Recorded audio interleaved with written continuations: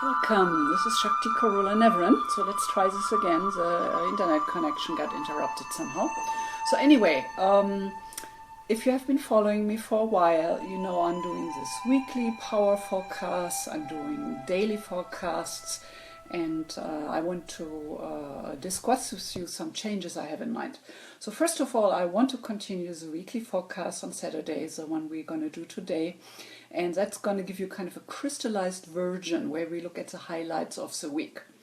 Then, if you want to really know what's going on each day, I want you to go to my YouTube channel or my Facebook page or to my Instagram.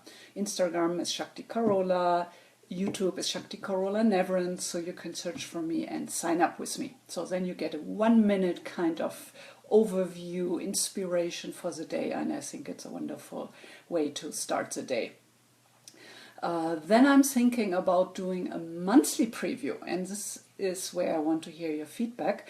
I'm thinking about going through the months for each sign and to see what's activated for each sign. So this way it gets a little bit more personal, even without you having to come to me and doing a personal forecast reading where we would look into the year and what's really happening for you. So this is kind of a little next step. I want you to really use the power of astrology as much as you can in life, because I am so passionate about it. So I want to spread the bug and want you to help to make better decisions, to lead a life of self-reflection. And astrology is a wonderful path, actually, and to cherish and have that certain perspective of self-inquiry and looking at yourself from a little more neutral perspective. So that I believe can be really helpful. Hi Sheila, good to see you. Well, so this week I want to discuss one major event. The sun is moving into the next sign, into the sign of Aquarius, and that's happening every month. The sun moves on at some point. So the sun astrologically stands for the consciousness, how we filter the world, how we step into the world from our own sense of self, our own sense of identity. So in the heavens, the sun is the center of our solar system. So in us, the sun is the center of our individual self-expression and beliefs around who we think we are. So when you have me heard talking about the wave, the sun relates to the top of the wave. So it's just 5 to 10% of our individual consciousness.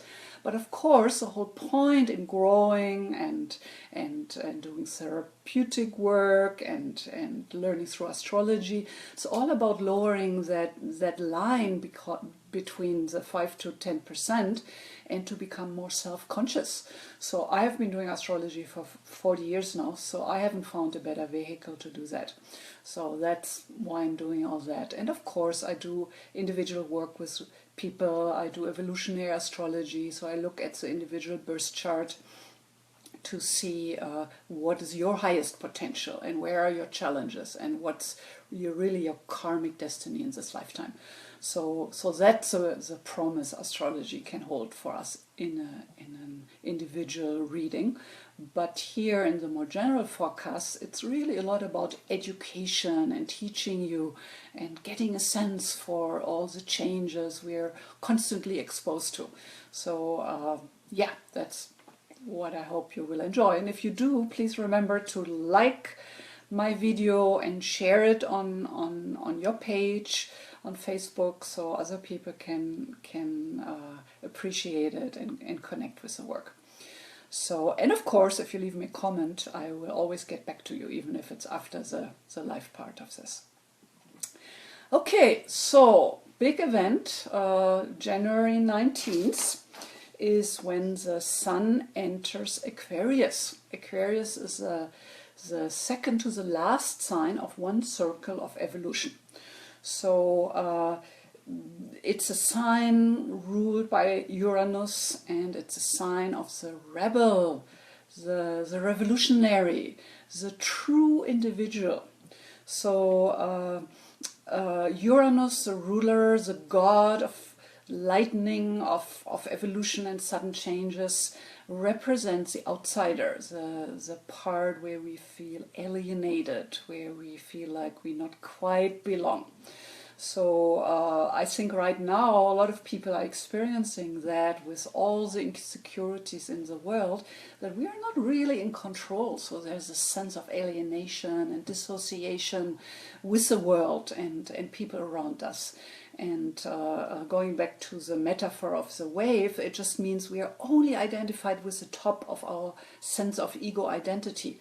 And it's a painful place to be. If we only identified with that little of our whole potential of being the whole wave, and ultimately actually being part of the ocean, being part of all that is, God, the divine, ultimate consciousness. So you can imagine if we only identified on the top of the wave, that is painful. So this is where we usually are very attached to our story, and this is where we suffer. And the sun moving into Aquarius will bring that sense of alienation and that sense of not belonging to the forefront of our consciousness. And with that, we are invited to do something about. So when I have an individual chart with a person who has a strong Aquarius, excuse me, then I know this person came in to individualize, to find their own power, their own strength of standing strong in their own journey. And of course, to some extent, we're always impacted and conditioned by our peers and friends and teachers and the others out there. So nevertheless, like I have the moon in Aquarius in the 11th house, so I have to learn to stand strong in my own originality, and I have to learn to feel good about being strange and different. And here I am, an evolutionary astrologer, so I think I'm working with that on a daily basis. So the invitation this month is for all of us, but of course even stronger if you have any planets in Aquarius, is to find like-minded souls. So when I have a personal chart with a strong Aquarian nature, I always point out that to help that kind of disconnect, it helps to find people where we feel like they're kind of moving into the same direction. They're kind of my kind of soul group, my kind of tribe. So actually that's why I really like Facebook, because it's a pretty good way with the interests people have to really create a tribe, a group of similar interests around you. And of course, more closer in your personal life and with real people, you want to do the same. So find people, go where you find people who are similarly wired, who are similarly colorful and weird and wild. So Aquarius for me is really a sign of the wild one, the wild wise woman, the wild old man. So I believe right now we are connecting more deeply with knowing about that, and of course it's kind of in our DNA that historically and still in areas in the world it's really life-threatening to be different, to have different opinions, religious nature, political nature. It's still scary. So we all have a lot of apprehension around being different and not fitting in, because potentially that's life-threatening. So historically, when somebody was shunned, pushed out of the community, people would usually die if they wouldn't be stoned before that. So that's why I think it's still really important for us with an Aquarian nature to have the support of a community, to have the support of a group of people around us, so we don't go into dissociation and that feeling of alienation. So in your chart, we all have Aquarius somewhere, and we all have Uranus telling us more how the Aquarian spirit plays out for us somewhere in the chart, in some sign, in some house, somehow aspected with other planets in the chart. So we all have more or less an invitation to really grow through individuation, because that's what I believe Aquarius is really about, is to individuate, to listen to that inner soul guidance, to follow that inner drummer, to move forward what we know is the right thing for our own soul, for our own growth, no matter what other people say, our parents, our friends. So that's a journey. We have to be very self-honest and even asking those questions, so then we can take the steps into that direction we want to go. So that's happening on the 19th.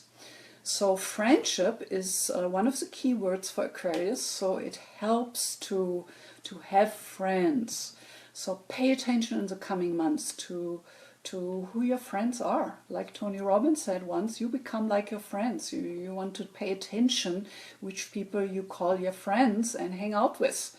So if your friends are all alcoholics or drug addicts and you wouldn't do the same, you wouldn't be friends for long. So we have this pull to kind of fit in, do the same things like the other people in our life.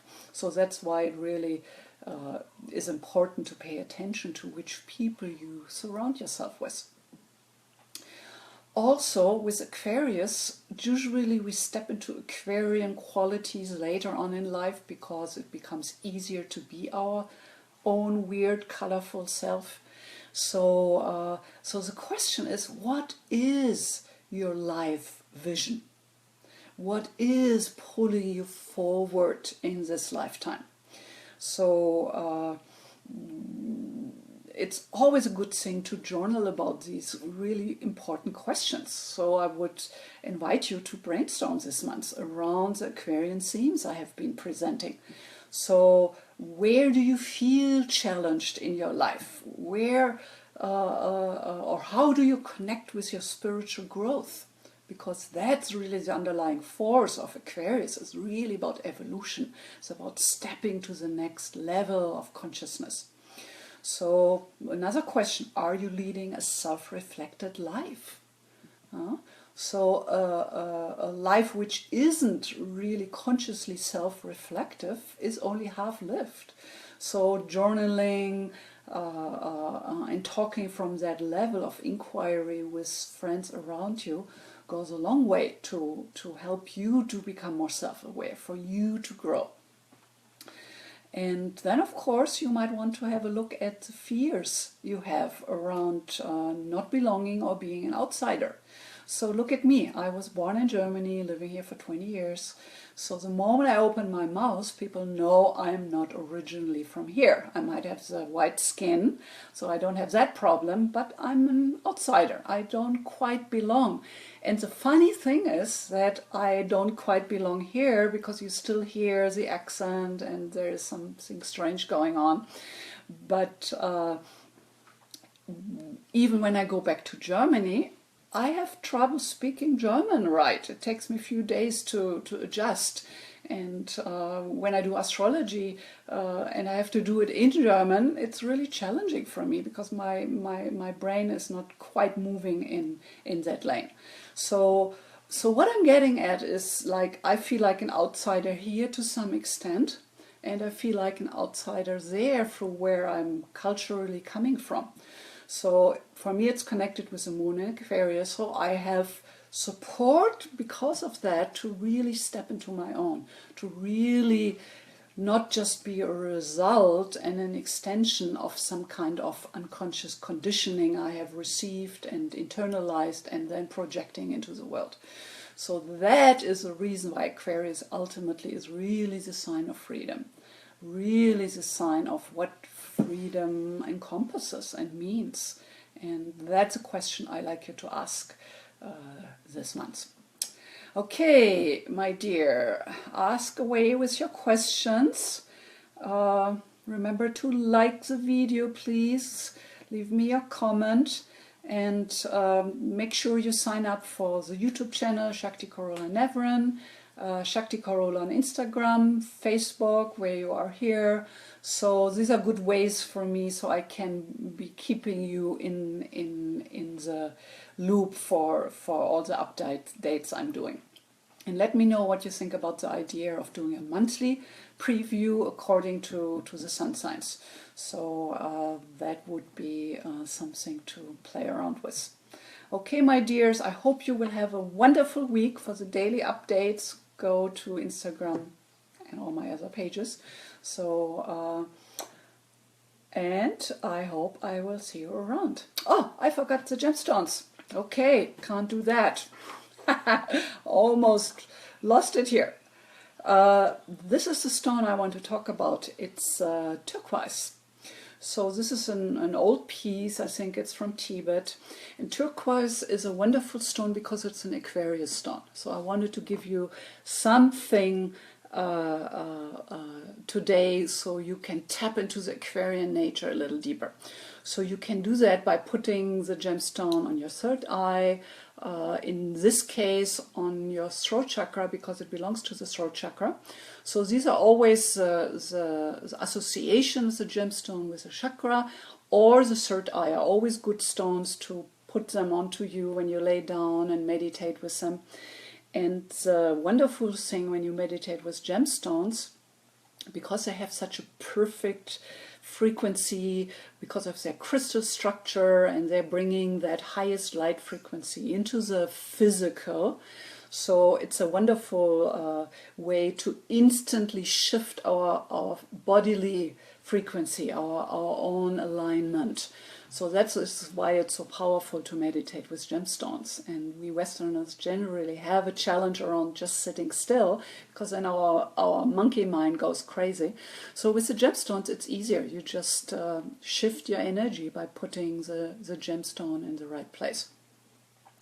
So turquoise is one of the strongest Aquarian gemstones, helping us to bring that weird inspirational dimension into a concrete expression into our life, and really help us to find that individual expression. So that's a connection with the throat chakra, finding your voice, finding your individual voice and strengths and self-expression. So yeah, that's why I like you to play around with the turquoise this week. So let me know how that goes for you, and I will see you soon. Aloha, as we say here in Maui, and namaste, all the best to you. Enjoy your week. Bye.